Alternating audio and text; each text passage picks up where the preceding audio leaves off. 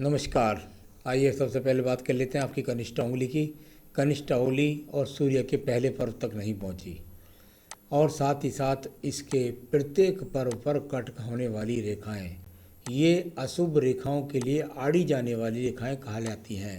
यानी कुल मिलाकर के बुध पर्वत, ज्ञान का टावर और ज्ञान के टावर की लंबाई छोटी होना, खुद के गलत निर्णयों के द्वारा जीवन में बुद्धि पर ग्रहण पड़ जाता है और उस ग्रहण के कारण व्यक्ति के जीवन में कई चीज़ों का उसको अपने जीवन में असफलता प्राप्त होती है। साथ ही साथ व्यक्ति अपने धन को बैठा बैठा ही खाता रहता है। इस प्रकार की रेखाओं को यहाँ पर दर्शाने वाली स्थिति आपके पास है।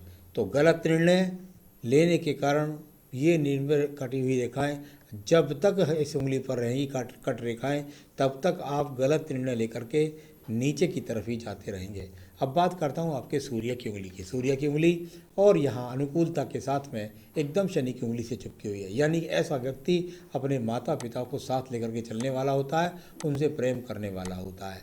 परंतु सूर्य पर्वत पर यहाँ जब ये कट मौजूद होते हैं तो ये हुआ सूर्य पर्वत, यानी कि दिमाग के अंदर गरमाई, दिमाग का गलत डिसीजन, उत्तेजित हो जाना या अपने आप में अहंकार होना, ये कारण वर्तमान में भी हाथ के अंदर बने हैं। मैं भी खुद कुछ हूँ, ऐसा अभिमान व्यक्ति के हाथ की इन कट का दर्शित करता है। जब ये कट जाएंगी तो ये सब चीज़ बैठ जाएंगी। आइए बात कर लेता हूँ आपके शनि पर्व की। शनि का पर्व धन का पर्व, और यहाँ पर भी अगर शनि के पर्व की बात करता हूँ, शनि की ढैया, शनि की 7.5, शनि की महादशा में आपको परेशानी का सामना करना पड़ेगा। साथ ही साथ ये कट मौजूद है जो व्यक्ति के एक तरह से भरे हुए घड़े के अंदर लगातार ग्रहण लगा हुआ है खर्च का। अब बात करूंगा आपके बृहस्पति पर्व की। बृहस्पति का पर्व ईश्वर आस्था के लिए, और साथ ही साथ ये बहुत बड़ा गैप, ये फिर वही चिन्ह आ गया आपके धन में ग्रहण का। यानी कुल मिलाकर के आपका जुड़ा हुआ धन के अंदर ग्रहण लगना, और साथ ही साथ ये कट पर जब होते हैं सेकंड पर्व पर बृहस्पति पर लगे हुए कट, तो व्यक्ति के पत्नी के साथ अगर शादी हो गई होती तो बहुत ज़्यादा इस समय टकराव बने होते, बहुत खराब स्थिति होती, रोज़ आपका लड़ाई झगड़ा बहुत ऊंचे स्तर का होता। तो यहाँ आप कट है तो यानी विवाह में देरी। चलिए बात करते हैं इसके बाद आपके पास सीधे सीधे आपके बुध पर्व की। बुध पर्व से पहले मैं आपके सबसे पहले शुक्र वाले लेना चाहूँगा। देखिए आपके हाथ के अंदर 2 शुक्र वाले हैं। एक शुक्र वाले यहाँ से जाकर के यहाँ, और एक शुक्र वाले आपके हाथ के अंदर जाकर के इस तरीके से ये टूटता हुआ। यहाँ इस प्रकार का शुक्र वलय जब व्यक्ति के हाथ के अंदर हो जाए तो व्यक्ति के पास संसाधन तो बनते हैं, परंतु संसाधन यहाँ रेखाओं को के काटने के संकेत भी हैं। यानी पैतृक संपत्ति भी हो सकता है आपके पास, ठीक हो, लेकिन यहाँ इनको काटने वाली रेखाएं भी बहुत ही है।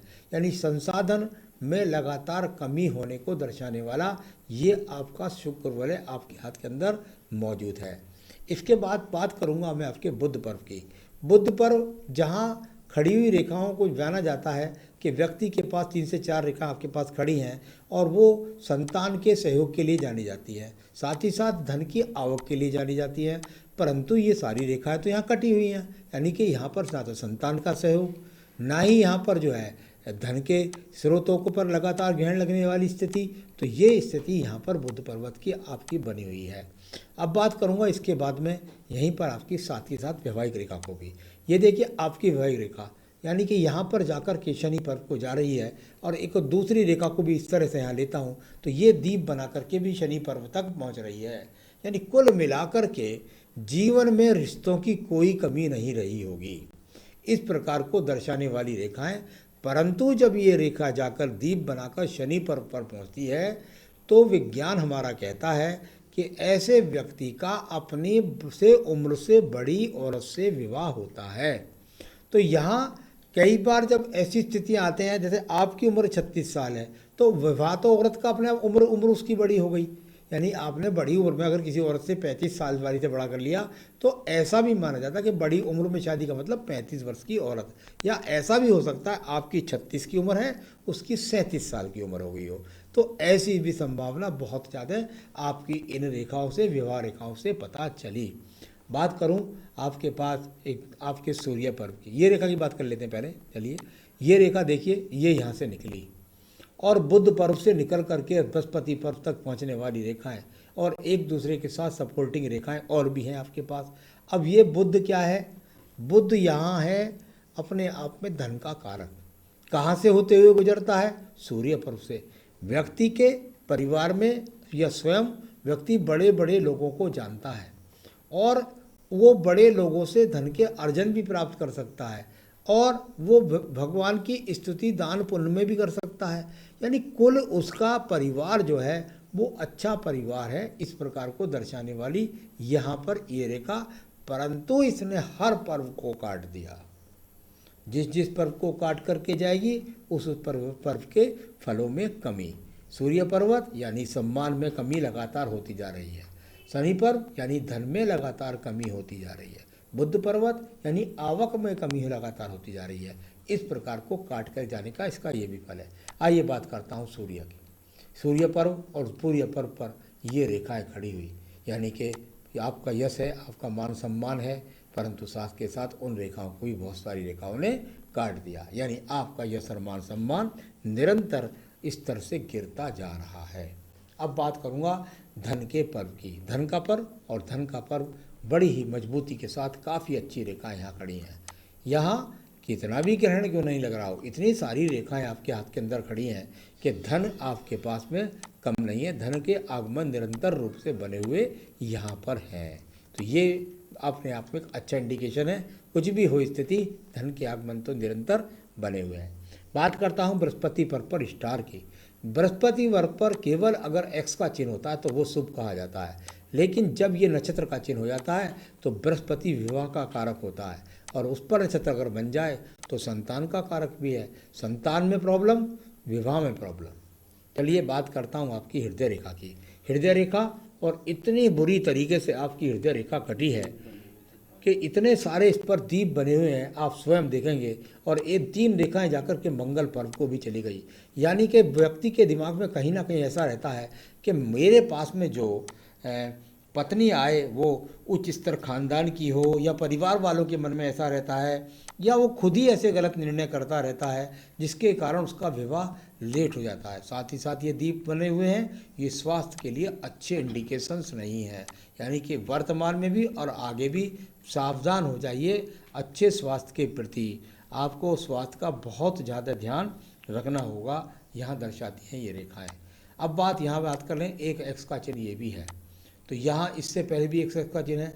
जब 2-3 एक्स इस तरह के बन जाते हैं तो यदि आपका पहले विवाह हुआ हो तो विवाह में तलाक के संकेत भी यहाँ मौजूद हैं। आगे भी आपको अपने ऊपर नियंत्रण रखना पड़ेगा। यदि आज तक आपका विवाह नहीं हुआ है पहला, तो पहले विवाह से तलाक, नहीं तो दूर सिरे से भी बहुत आपके संवाद रहने वाले हैं। तो चलिए ये आपका हो गया। अब मैं आपका एक सवाल ले लेता हूँ, फिर आगे की रेखाओं पर चलता हूँ। आपने कहा शादी कब व वैवाहिक जीवन कब। आप इस साल विवाह कर लीजिए, अभी 6 महीने और बाकी हैं, अन्यथा आगे आपके विवाह का कोई भी चांस का यहाँ पर दिखलाई नहीं पड़ रहा।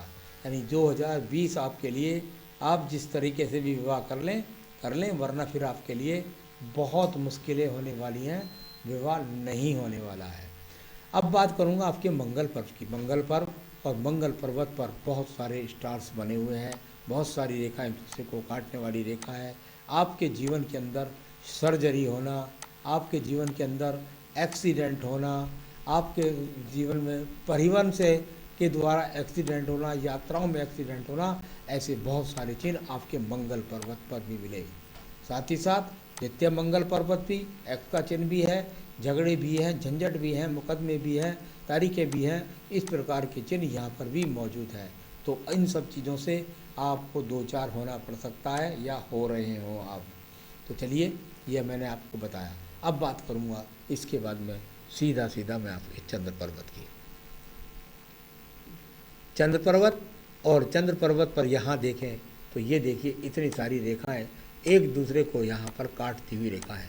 मानसिक टेंशन, मानसिक यात्राएं, बहुत ज़्यादा यात्राएं, उधर उधर भाग दौड़, उल्टा सीधा घूमना, ये सब चीज़ें, ऊपर से मानसिक डिप्रेशन को दर्शाने वाली ये रेखाएं यहाँ पर मौजूद हैं। तो ये भी अच्छे संकेत स्वास्थ्य के लिए यहाँ पर ठीक नहीं है।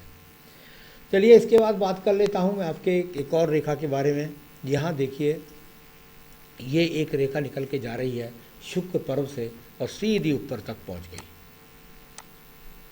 ये शुक्र पर्व और शुक्र पर्व से निकल करके रेखा का ऊपर जा कर के पहुँचना और वहाँ शुक्र वलय के साथ मिल जाना, अवैध संबंध, गलत तरीके की रेखाओं के संकेत यहाँ पर भी मुझे दिखलाई दिए। तो यानी कि आपको चरित्र के प्रति भी सावधानी बरतनी होगी। ये रेखाएं, मंगल रेखा जो अंदर खड़ी हैं, ये आपको कई मुसीबतों से बचा रही हैं। तो शुक्र पर्वत से निकलने वाली रेखाएं यानी कि कुल मिलाकर के ये गलत संबंधों के द्वारा भी बनाते हैं। तो यहाँ आपको इन चीज़ों का भी ध्यान रखना है, चरित्र का भी आपको ध्यान रखना है। तो कुल मिलाकर के चरित्र के प्रति भी सावधानी का इंडिकेशंस यहाँ पर मिले हैं। बात करूँगा आपकी भाग्य रेखा के बारे में। ये यात्रा है, विदेश यात्रा है, ये इन चीज़ों के लिए जानी जाती है। अब बात करूँगा यहाँ पर आपकी भाग्य रेखा के बारे में। भाग्य रेखा, और ये भाग्य रेखा यहाँ अनुकूलता के साथ में 35वें वर्ष तक गई। आपके पास नौकरी के या कार्य के किसी चीज़ की कोई भी कमी किसी भी प्रकार से नहीं है।